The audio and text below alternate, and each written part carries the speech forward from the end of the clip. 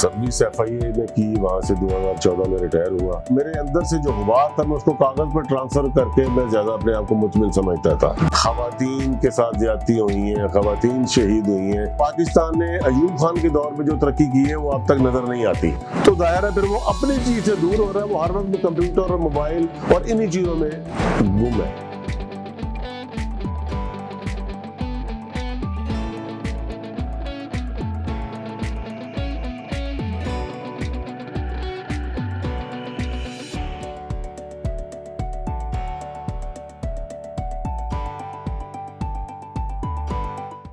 बिस्मिल्लाहिर्रहमानिर्रहीम। मेरा नाम तासीर नकवी है और मैं यहाँ पर इस घर में तकरीबन कुछ 70 साल से वालिद साहब के साथ ही हम रह रहे हैं और एक इल्मी और अदबी घराने से ताल्लुक़ है।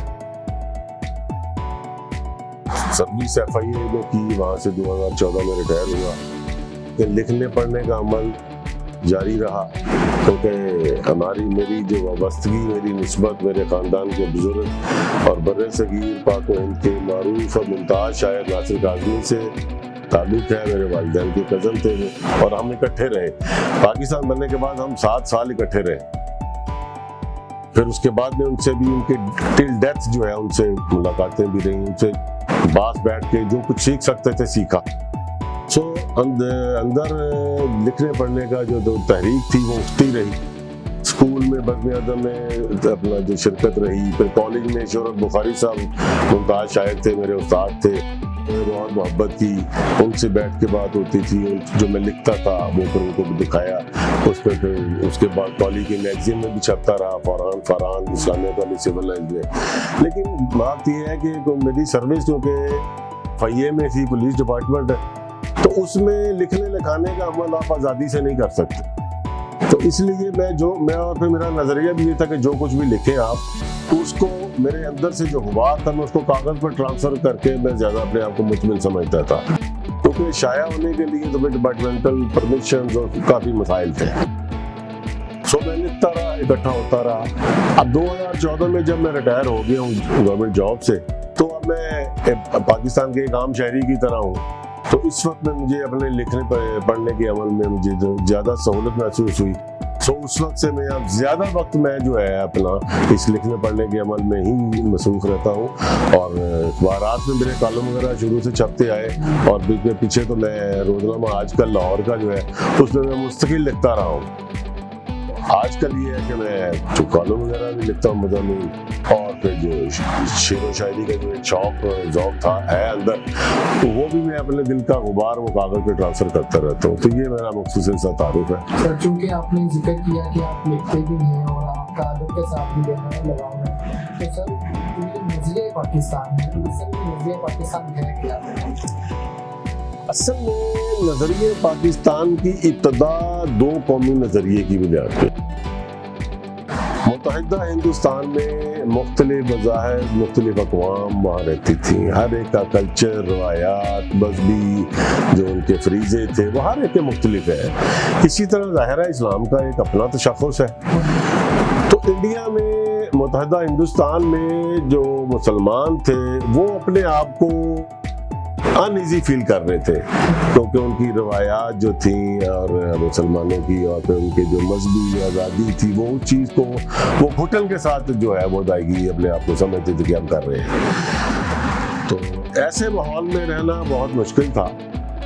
और फिर जो हमारे जो काबरीन थे, कायद आज़म मोहम्मद अली जिन्ना, अल्लामा मोहम्मद इकबाल और उनकी जो रफ़क़ाए कार थे, उन सब ने इस चीज़ को बुनियाद बनाया कि अब यहाँ पे रहना हमारे लिए मुश्किल है, क्योंकि मुसलमान वहाँ पर सेकंड डिग्री भी जा रहा था। तो इसलिए उन्होंने 2 कौमी नज़रिए की बुनियाद जो है वो डाली कि जी हमें एक मुसलमानों के लिए एक अलग जो है वो मुल्क होना चाहिए, जहाँ पर हम अपनी मजहबी रसूमात अपने ऐन इस्लाम के मुताबिक अदा कर सकें।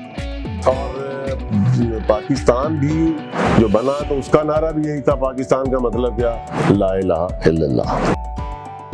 इसकी जो तहरीक चली वो बहुत जोर पकड़ गई और इसमें कुर्बानियाँ भी बहुत दी गई। अल्टीमेटली फिर 14 अगस्त को पाकिस्तान का वजूद अमल में आया और ہجرت کے پروسیس میں بے بہا جانیں ضائع ہوئی ہیں ہمارے، بہت لوگ شہید ہوئے ہیں، خواتین کے ساتھ زیادتی ہوئی ہیں، خواتین شہید ہوئی ہیں، اتنی ساری قربانیاں دینے کے بعد یہ ہمیں خوبصورت سا ایک گلستان جو ہے، یہ ہماری قسمت میں اللہ نے لکھا تھا، یہ ہمیں نصیب ہوا۔ اب اس پر بات یہ ہے کہ نظریہ پاکستان کو لے کر ہم کس حد تک اس پہ عمل کر رہے ہیں اور آج کیا ہو رہا ہے۔ دیکھیں، نظریہ پاکستان کا جو فلسفہ تھا، جو منطق تھی، جو سوچ تھی، جو خیال تھا، جو فکر تھا، وہ اپنی جگہ پہ موجود ہے۔ جیسے کوئی قانون، آئین پاکستان اپنی جگہ پہ موجود ہے، اصل میں بات یہ ہے کہ اس پہ آپ عمل درآمد کس حد تک کرتے ہیں۔ جس حد تک آپ ان چیزوں پہ عمل کریں گے، اسی حد تک آپ کی کامیابی جو ہے آپ کے پاس آ جائے گی۔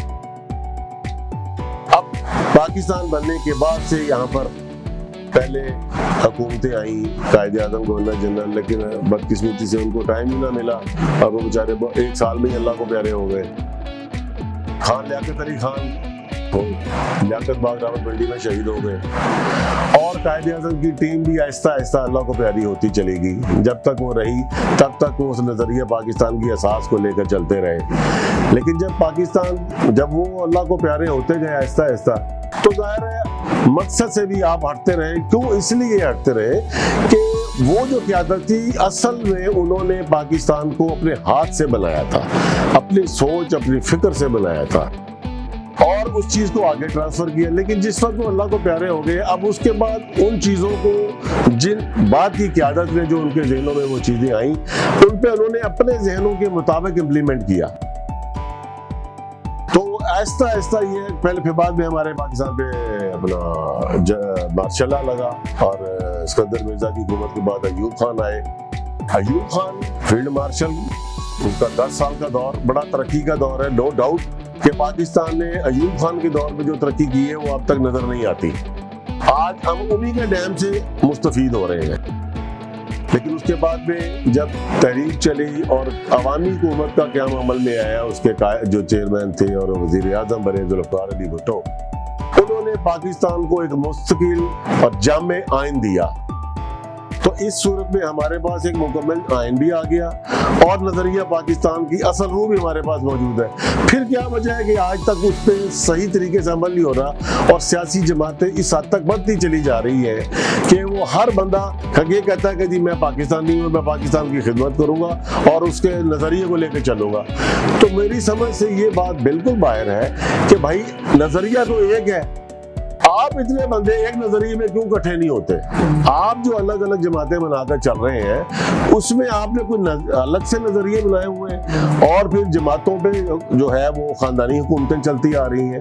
جمہوری نظام کی تو وہیں پہ منفی ہو جاتی ہے کہ جب آپ کی پارٹی میں جمہوریت نام کی چیز ہی نظر نہ آئے، میں ہوں، میرے بعد میرے بیٹا ہے، پہلے میرا باپ تھا، بعد میں اس کا بیٹا آ جائے گا، تو یہ کیا چیز ہے؟ سر، کون سے ایسے عوامل ہیں جو براہ راست جو ہیں پاکستان کی جو ساکھ کو متاثر کر رہے ہیں؟ اس کے لیے ہمیں سب سے پہلے نظریہ پاکستان کی اصل روح، اساس اور آئین پاکستان کو سمجھنا ہوگا، اور اس پر عمل کرنا ہوگا، اور اس پر عمل اصل روح کے ساتھ اسی وقت آپ کر سکتے ہیں جب آپ دل و دماغ سے، اندر سے ایک دوسرے کے ساتھ متفق ہوں۔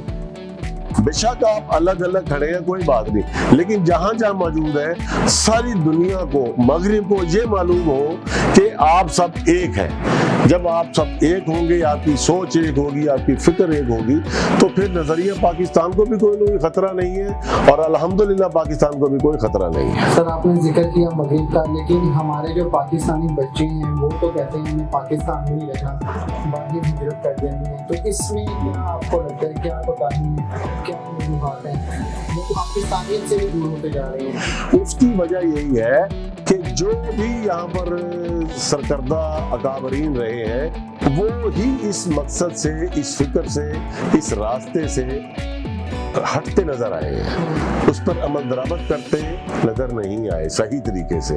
اگر اس کو بالکل صحیح طریقے سے لے کر چلتے، اور پھر یہ تھا کہ جو ہمارے طالب علم تھے، نوجوان نسل تھی، اس تک یہ صحیح پیغام اصل روح کے ساتھ جاتا، تو وہ بھی اس نظریہ پاکستان کو صحیح طریقے سے سمجھ کے اس پہ قائم رہتا، اور وہ یہی کہتا کہ بے شک میں تعلیم باہر سے حاصل کر لوں، دنیاوی علوم، لیکن اصل میں مجھے مرنا جینا میری دھرتی پہ ہے اور میرا فخر ہے پاکستان۔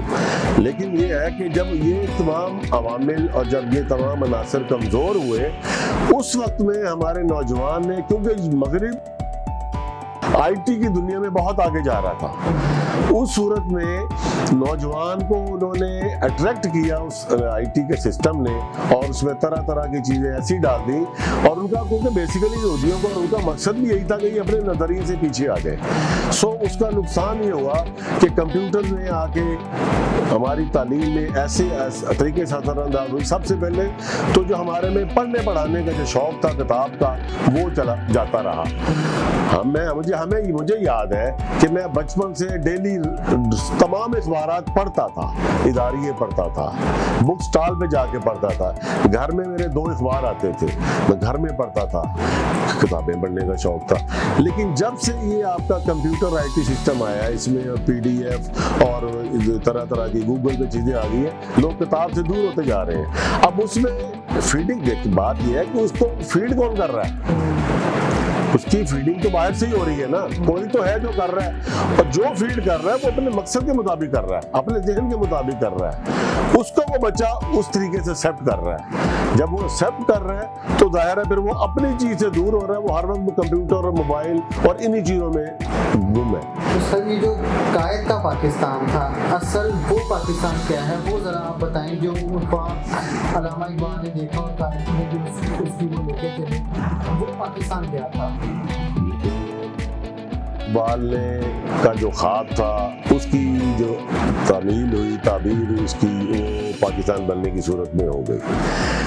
اور قائد اعظم محمد علی جناح، اللہ انہیں کروٹ جنہ نصیب کرے، انہوں نے اپنے رفقائے کار کے ساتھ، اپنی ٹیم کے ساتھ ہر قربانی سے مطلب دینے سے دریغ نہیں کیا کہ پاکستان کا وجود عمل میں آ جائے اور ہمارا جو نظریہ ہے یہ سچ اور صحیح ثابت ہو جائے۔ سو وہ اپنے مقصد میں کامیاب ہوئے، اور کیونکہ انہیں ٹائم ہی نہیں ملا۔ اگر ان کو ٹائم ملتا تو ظاہر ہے کیونکہ اصل بانی پاکستان کے قائد اعظم ہی تھے، تو وہ اپنی اس اصل سوچ فکر کے مطابق پاکستان کو چلاتے اور اس کو آگے ٹرانسفر بھی کرتے جو کچھ تھا۔ لیکن قائد اعظم کے بعد ان کی جو ٹیم رہی، اس کو بھی انہوں نے ایکسیپٹ نہیں کیا مغرب نے، اور اس کی واضح مثال قائد ملت خان لیاقت علی خان کی ہے کہ ان کو 3-4 سال کے بعد راولپنڈی لیاقت باغ میں قتل کر دیا گیا، اور باقی جو ان کی ٹیم تھی وہ بھی لیفٹ رائٹ وہ اس طریقے سے، کیونکہ دوسرے لوگ غالب آ چکے تھے، دوسری طاقتیں غالب آ چکی تھی، اس لیے وہ بھی اپنی جگہ پہ، کیونکہ وہ بھی ظاہر عمر کے اس حصے میں تھے کہ اس طریقے سے اس جذبے کے تحت وہ اب کھڑے نہیں ہو سکتے تھے، سوچ فکر دے سکتے تھے، سو جو اپنا جو کام تھا جہاں بھی وہ کرتے رہے۔ لیکن اس کے بعد میں جو حالات ہوتے رہے ہیں، وہ قائد اعظم کے پاکستان کو میں سمجھتا ہوں ان کے نظریے کو نقصان ہی پہنچتا رہا ہے۔ آج آپ اس کی واضح مثال دیکھ لیں کہ مسلم لیگ ایک تھی، اور اس کو قائد اعظم کی مسلم لیگ کہا جاتا تھا، پاکستان مسلم لیگ۔ آج مجھے آپ خود ہی بتائیں کہ یہاں پر کتنی مسلم لیگز ہیں؟ کوئی کاف ہے، کوئی شین ہے، کوئی نون ہے، کوئی میم ہے، کوئی کچھ ہے، کوئی کچھ ہے، اور سب نعرہ مارتے ہیں کہ جی ہم قائد کے فکر کو لے کے چل رہے ہیں اور پاکستان مسلم لیگ کا سربراہ میں ہوں۔ اور بھائی اگر آپ قائد اعظم کی فکر کو لے کے چل رہے ہیں، نظریہ پاکستان کے آپ حامی ہیں اور اس کو دل و جان سے تسلیم کرتے ہیں، تو مجھے یہ بتائیں کہ پھر مسلم لیگ ایک کیوں نہیں ہے؟